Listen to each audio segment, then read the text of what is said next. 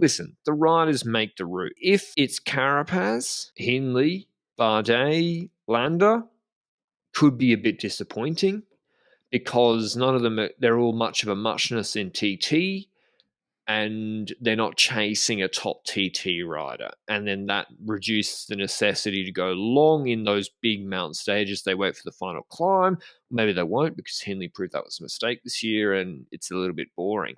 Now, if we have a good TT GC rider like Evenepoel Thomas, I think this could be a really, really good. But this show, as always, is brought to you by Zwift. Whether you're just starting out on your cycling journey or looking for those final tune-ups ahead of a big event or race, Zwift is the online cycling platform that makes things fun, as well as being the named sponsor of the Tour de France Femme avec Zwift and this podcast. If you want to find out more about Zwift, the platform, the race, go to Zwift.com, and if you want to try it out, you can get a free 7-day trial.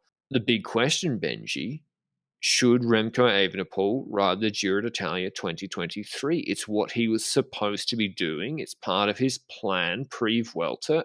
Lefebvre, I think, wants it. Don't know if RCS kick in a little bit. Don't know if that price goes up with the world champ. Should he do this race, or we can't say definitively until we see the Tour route? I would argue I would start the discussion with the question, is this a Giro d'Italia that, after seeing the Vuelta a España that Remco won, is one where we shout, okay, Remco Evenepoel is going to win this parcours? And my answer to that is simple.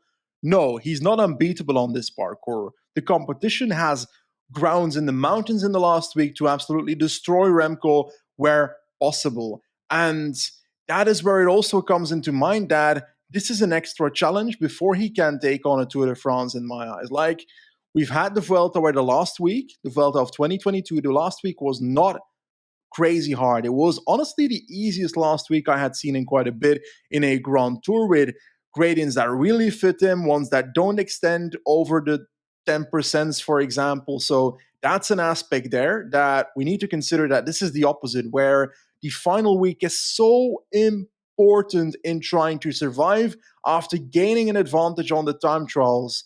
And that's the aspect to this Giro that is completely different to the Vuelta, where it is not the ideal parcours for him, where he will outshine everybody immediately. He needs to prove himself on stuff that he hasn't proven himself yet, which is the Crans-Montana-like mountain stages, the Tre Cime di Lavaredos kind of mountain stages. Those are the ones where I don't have the full confidence in a Remco Evenepoel yet, but I'm curious to see what he can do on that, because I'm always curious to see riders expand their horizons and hopefully actually beat their potential expectations. And do you believe that is the case, the same as what I just said? Yeah, it really, as you said, like, you don't look at this route and it screams out, oh, this suits Remco loads. You'd be like, yeah, there's some decent TTKs. One of them's uphill. 3 proper high mountain stages with altitude or 5,000 meters of climbing. So I think I'd wait for the Tour. If it's like a normal traditional Tour route, I'd send him to the Tour. That being said, like when Dumoulin fought Quintana in the Giro, we do need Thomas or Evenepoel. Or Pogacar's not doing it. Roglic and Vingegaard shouldn't do it because it could rain, and they just should not do it. They should do the Tour. So, yeah, Thomas. I think Thomas should do it, Benji. I think he's got unfinished business with the Giro.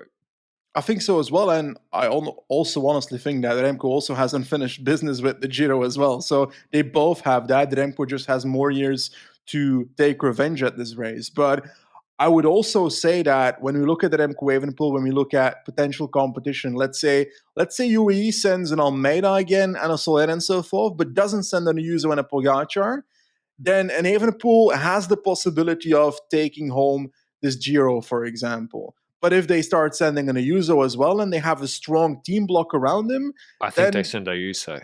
If they have a really strong team around Ayuso, then Ayuso is a candidate that I might line up next to Evenepoel for this parcours because of the last week. But how much time do you think an Evenepoel can take on Ayuso in time trials? Because I'm looking at not a terrible time trialist as Ayuso, but not an amazing one either. So kind of average, 2 minutes, 3 minutes? Yeah, I think like Enric Mas level.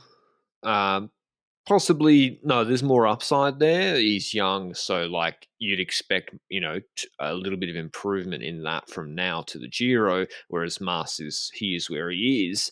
And he also was sick when he did the Vuelta TT this year, which can't be forgotten. I think Ayuso finished the Vuelta really strong. He would have won that last stage if UAE caught the break.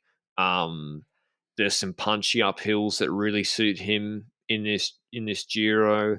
I don't think he'll do the Tour. He didn't like the heat at the start of the Vuelta. The Giro's cooler. I think there's a lot of reasons why he should do this Giro. I think I also want to add when it comes to Remco that we consider his team surrounding him as an important factor of sending him to the Tour de France, for example. And Jan Hirt. I said when it comes to the Tour, like, is his team going to be strong enough to fight against the top Jumbo-Visma and the top UAE at the Tour de France? I don't see Quickstep being able to do that as a block, as a team. But when I look at this Giro parkour, I also believe that a strong team is going to be important. Will Jan Hirt be enough for? Because, like, Jan Hirt is good, but we haven't seen him in that role proven yet. So I'd like to see that before we get to the Giro to get that idea in front of me. I think he's really good for these stages. Like, I think these sort of stages are perfect for him. The proper mountain ones, not all of them, obviously. Jan Hirt, if you sign him, this Giro fits him as a domestique. Van Wilder, maybe he wants his own opportunities. Like, I don't think you don't need a super team like you do for the Tour. That being said, because like,